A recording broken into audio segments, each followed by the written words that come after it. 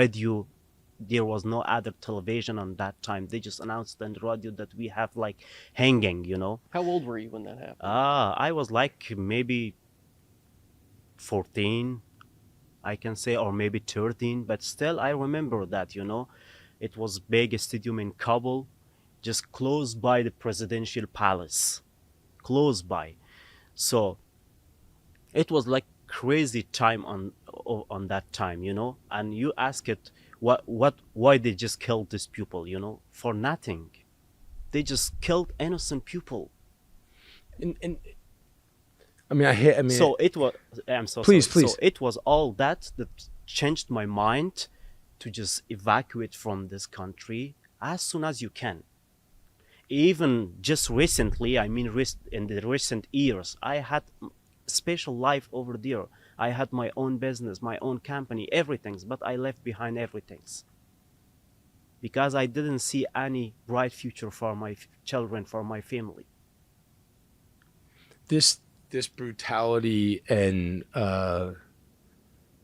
like you say, this sort of like meaningless brutality. Do you remember the first time you either witnessed that or something that kind of defined them to you, or the first thing that you heard or that you saw over there that showed you kind of that defined the ethos of those people?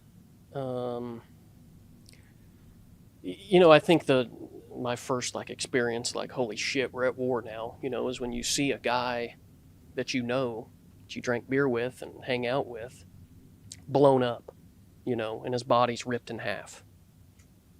You know, and this is a good guy, you know, or another guy that's been shot, you know, and killed. You know, you seeing your buddies dead, you know, running them to helicopters, you know, that's like this is real moment, you know, and just the brutality that, you know, the Taliban would do. You know, they would go out to these farmland that we're in and just plant IEDs everywhere, all over the fields.